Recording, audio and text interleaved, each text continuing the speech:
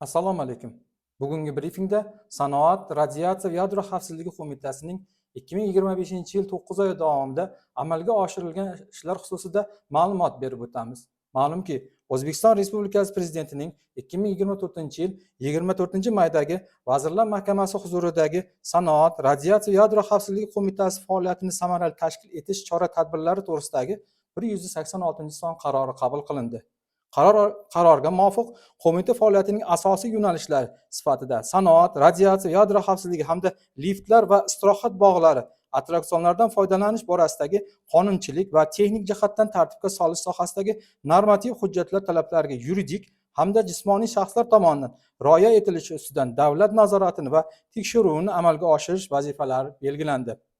Qo'mitaning boshqarma, hududiy boshqarma, bo'lim hamda bo'ysunuvdagi xo'jalik hisobidagi tashkilotlarning 2025-yil 3-choragi davomida nazorat ostidagi obyektlarda profilaktik tadbirlar belgilangan bo'lib, unga ko'ra 5200 dan 17532 tasida, ya'ni 337% ga bajarilgan.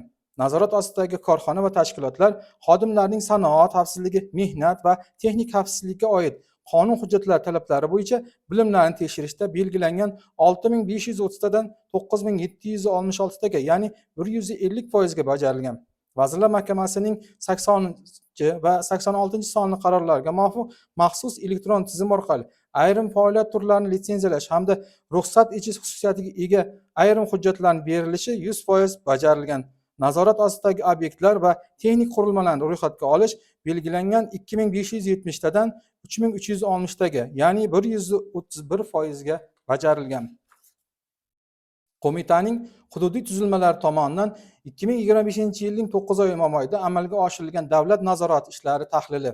2025-yil 9 oy davomida qo'mitaning hududiy boshqarma va bo'limlari tomonidan respublika bo'yicha jami 1063 ta davlat nazorati tadbirlari amalga oshirildi. Amalga oshirilgan tekshiruv tadbirlari davomida 14428 ta me'yoriy hujjatlar talablari buzilganligi aniqlanib, 988 ta rahbar va tashkilot xodimlariga nisbatan jarimaga tortish orqali jami 973.4 million so'm miqdorida ma'muriy javobgarlik jazosi qo'llanildi. 2025-yil 9 oktyabr holatiga ko'ra jami 353 million so'm miqdorida 669 ta jarimalar rahbar va tashkilot xodimlaridan undirildi. 9 oy davomida qo'mitaning nazorat ostidagi korxonalarda 23 ta baxtsiz hodisa hamda 3 ta avariya sodir bo'lib, avariyalar oqibatida jami 1,5 milliard so'mdan ortiq miqdordagi moddiy zarar yetkazilganligi aniqlandi. Vazirlar Mahkamasining tegishli farmoyishiga asosan respublika ishchi guruhida Sanoat, radiatsiya va yadro xavfsizligi qo'mitasi xodimlari 14 ta hududdagi 6350 ta yoqilg'i quyish stansiyalari, saqlash, tarqatish inshootlari va savdo shoxobchalarida xatlov o'tkazish ishlarini amalga oshirgan. O'rganish natijasida sanoat xavfsizligiga doir jami 26359 ta me'yoriy hujjatlar talablari buzilganligi aniqlangan.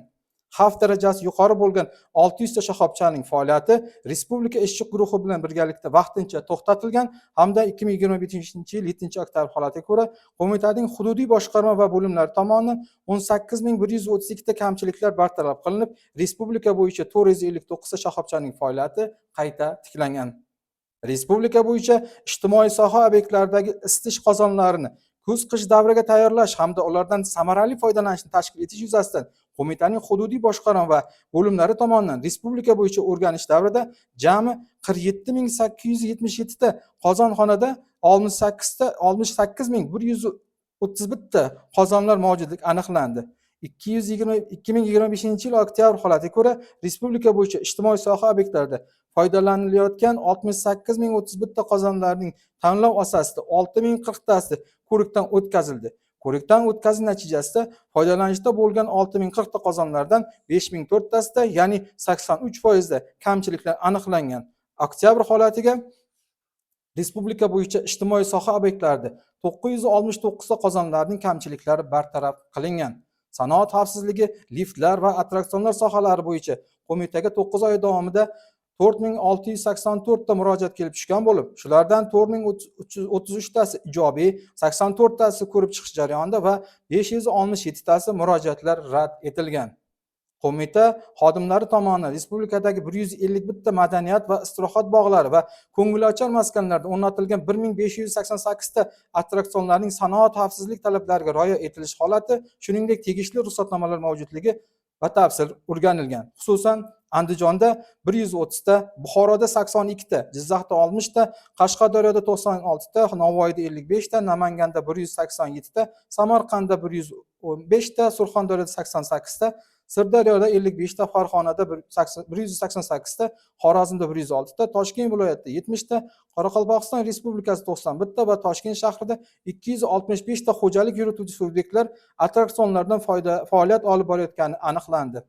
O'rganishlar natijasida respublikadagi bog'lar o'rnatilgan 39 ta qo'lbola ishlab chiqaruvchi korxonasi pasportida birkasi bo'lmagan va 128 ta nosoz ishlashga yaroqsiz holatda bo'lgan hamda 84 ta ta'mirtalab, shuningdek 181 ta attraksionlarda mavsum oldidan beriladigan ruxsatnomasiz noqonuniy faoliyat olib borayotganligi aniqlangan.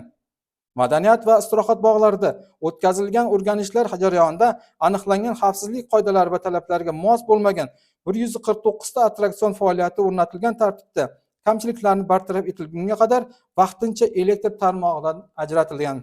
Bundan tashqari 167 ta qo'lbola usulda o'rnatilgan, ya'ni ishlab chiqaruvchi korxona pasportida birkasb bo'lmagan hamda yaroqsiz holatda bo'lgan attraksionlarda 121 ta faoliyati to'xtatilib, foydalanishdan chiqarilgan. Liftlar. O'zbekiston Respublikasi Vazirlar Mahkamasining joriy yil 12-iyulda liftlarning xavfsizligi to'g'risidagi texnik reglamentni tasdiqlash haqidagi va liftlarni texnik ko'rikdan o'tkazish tartibi to'g'risidagi nizomni tasdiqlash haqidagi qarori qabul qilindi. Mazkur qaror bilan liftlarni loyihalash, o'rnatish va undan xavfsiz foydalanishda iqtisodiy operatorlarning mas'uliyati va javobgarligi belgilash, bozor nazorati tizimini joriy etish hamda liftlar muvofiqligini tasdiqlash modul tizimi asosida o'tkazilishi va mahsulot xavfidan kelib chiqib, uni tizimli bosqichli baholab borish mexanizmlari tartibga solinmoqda. Shuningdek, liftlarning muvofiqligini baholashda eskirgan texnik talablardan voz kechilib, xalqaro standartlarga to'liq javob beradigan baholash tizimi yaratilmoqda. Ushbu qarorlarda lift va lift xavfsizligi qurilmalarini loyihalashdan boshlab o'rnatish va undan xavfsiz foydalanishda iqtisodiy operatorlarning o'rnatuvchi, vakolatli vakil, import qiluvchi va distribyutor mas'uliyati va javobgarligi belgilandi. Endilikda liftlarga nisbatan xavfsizlik talablari to'liq xalqaro standartlarga asoslanadi. Ularning muvofiqligini baholash modul tizimi asosida tayinlangan idora tomonidan amalga oshirilishi hamda milliy muvofiqlik belgisi bilan tamg'alash amaliyoti joriy etilishi nazarda tutilgan. Aholi va keng jamoatchilik ushbu o'rnatilgan yorliqlar yordamida nosoz yoki xavfli liftlarni oson aniqlab olishlari, zarur hollarda vakolatli nazorat organlariga xabar berishlari mumkin bo'ladi. Radiatsiya va yadro xavfsizligi bo'yicha olib borilgan ishlar xususida o'tgan davrda tegishli vazirlik idoralar bilan hamkorlikda mamlakatimizda sog'liqni saqlash tizimida faoliyat yuritayotgan rentgenologlar ishtirokida 800 dan ortiq profilaktik tadbir va o'quv seminarlari tashkil etildi. O'tkazilgan tadbirlarda asosiy e'tibor rentgen qurilmalari, uskunalari, ionlashtiruvchi nurlanish manbalari, izotoplar, radioaktiv moddalar, yadroviy materiallar xususiyatlari, ularning xavfsizlik normalari kabi masalalar ko'rib chiqilib, sohada bo'layotgan o'zgarishlar va qonunchilik normalarini ham alohida ko'rgazmali materiallar yordamida tushuntirib berildi. Shu bilan bir qatorda ushbu sohada faoliyat yuritayotgan 230 dan ortiq tashkilotlarda radiatsiya va yadro xavfsizligini ta'minlashni yuzasidan tekshiruvlar o'tkazilib, 200 dan ortiq qoidabuzilishlar aniqlandi va javobgar shaxslarga tegishli choralar ko'rildi. 2015-yil davomida jami 7 ta Xalqaro atom energiyasi agentligi MAGATE bilan hamkorlikda tadbirlar tashkil etildi. Bular 14-18 aprel kunlari Toshkent shahrida o'tkazilgan foydalanishdan chiqarilgan yopiq radioaktiv manbalar bilan muomalada bo'lish bo'yicha mintaqaviy seminar, 14-16 may kunlari Samarqand shahrida o'tkazilgan milliy muvofiqlashtiruvchi National Legion Officer NLO yig'ilishi, 16-19 iyun kunlari Toshkent shahrida o'tkazilgan tahdidlarni baholash va loyiha tahdid mezonlari bo'yicha seminar, 22-26 sentyabr kunlari Samarqand shahrida o'tkazilgan yadroviy yoki boshqa radioaktiv materiallar bilan bog'liq noqonuniy qasddan ruxsatsiz xatti-harakatlar javob berish uchun samarali milliy boshqaruv tizimining tarkibiy qismlari bilan tanishtirish mavzusida mintaqaviy seminarlar tashkil etildi. Shuningdek, kimyoviy qurollanish tahdidi to'g'risidagi konvensiya doirasida 22-chi mintaqaviy yig'ilish o'tkazildi.